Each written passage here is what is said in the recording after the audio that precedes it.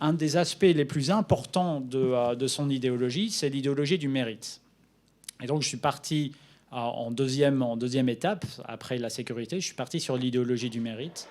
Et je me suis vraiment posé la question, qu'est-ce que c'était de mettre en avant une politique du mérite pour le futur de la France, pour le futur de la Belgique, de la Grande-Bretagne, des États-Unis, des pays occidentaux.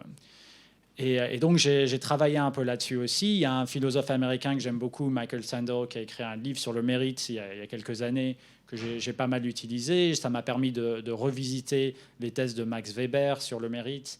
Et en fait, ce que j'ai trouvé qui était très intéressant, c'est qu'on entre dans le domaine de la théologie avec Macron. Et c'est quelque chose que je m'y attendais pas. Je m'y attendais pas en commençant mes recherches sur Macron, à vraiment rentrer dans ce domaine de la théologie. Et on se rend compte que pour lui, c'est très important. Il s'est converti lui-même au catholicisme. Il venait d'une famille laïque, si pas athée. Et il s'est converti à un très jeune âge au catholicisme. Et c'était important pour lui de parler de foi, de parler de ses croyances religieuses. Depuis, il se dit agnostique. Donc, il a fait une espèce de volte-face, mais la théologie est toujours importante pour lui, et il y a des concepts en théologie qui sont importants, comme la notion de vocation, par exemple. On en parlait hier avec Nicolas autour d'un dîner en parlant de la vocation d'enseignant, puisque quand on est enseignant, souvent c'est par vocation qu'on fait ça. C'est surtout pas pour gagner beaucoup d'argent, puisque ce serait assez irrationnel comme décision. Mais c'est par vocation, parce qu'on aime enseigner, on aime partager nos idées, on aime partager les connaissances, on aime pousser les gens à être critiques et à nos étudiants à penser un peu en dehors des systèmes qu'on peut avoir accès sans avoir des études supérieures.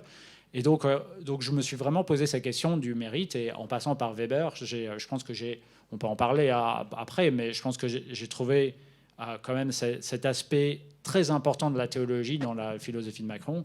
Ce qui m'a poussé au troisième volet. Et le troisième volet, c'est l'espoir. Donc, le troisième volet de l'idéologie de Macron, c'est l'espoir. Et encore une fois, je ne m'y attendais pas en commençant mes recherches. Mais je me suis rendu compte qu'il parlait tout le temps d'espoir.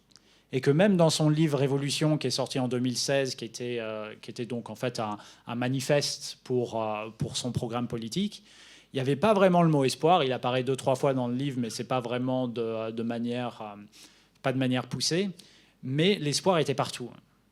En fait, il ne parlait pas d'espoir, mais l'espoir était partout. Et cette notion d'espoir est très importante, puisqu'elle nous fait penser au futur. L'espoir, c'est selon Spinoza, c'est penser soit à quelque chose qui s'est passé dans le passé, mais dont on n'a pas la connaissance, soit penser au futur. Et je donne un cours sur le futur à l'université de Cannes, qui est très intéressant. Et on se pose souvent la question, comment est-ce qu'on essaye de prédire le futur? Donc on ne prédit pas le futur. Voilà, je n'ai aucune prétention à prédire ce qui va se passer. C'est du jacatalisme, en fait.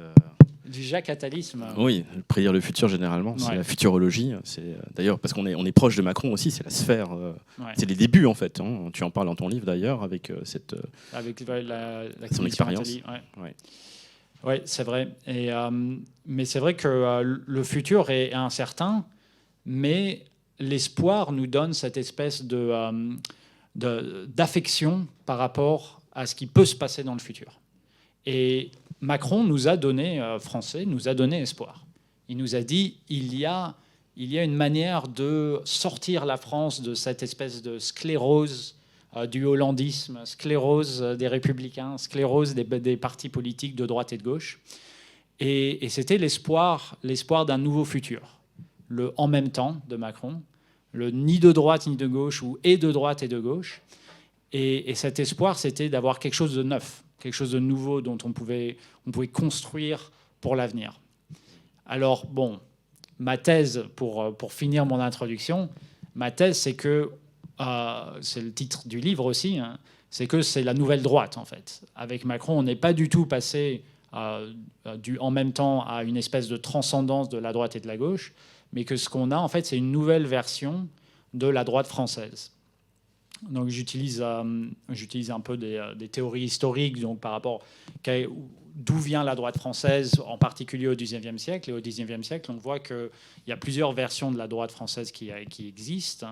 Donc il y a la droite de 1815 après Napoléon, il y a la droite de la Révolution de Juillet, il y a la droite de Napoléon III. Donc c'est 3 droites différentes. Mais en fait, ce qu'on a, c'est une recomposition de ces 3 droites dans une nouvelle 4e droite avec Macron. Et cette 4e droite, elle vient bien plus d'une inspiration, on dirait, anglo-saxonne. Donc moi, je suis bien placé pour l'avoir vécu. Ça fait 20 ans que je vis en Angleterre, donc je connais bien. Et c'est un peu plus la droite de Margaret Thatcher que la droite de De Gaulle, en fait. Donc on est vraiment dans une nouvelle alternative, dans une nouvelle version de la droite qui n'est plus la droite des Républicains, qui n'est plus la droite gaulliste, qui avait déjà été attaquée. On peut parler des détails. C'est pas, ça avait été attaqué avec Sarkozy, par exemple. Sarkozy était déjà passé un peu outre le gaullisme. Donc c'est une érosion qui s'est passée au fil du temps, qui a pris des décennies. Pour moi, le début, c'est 1983. Le début de l'histoire de Macron, c'est 1983.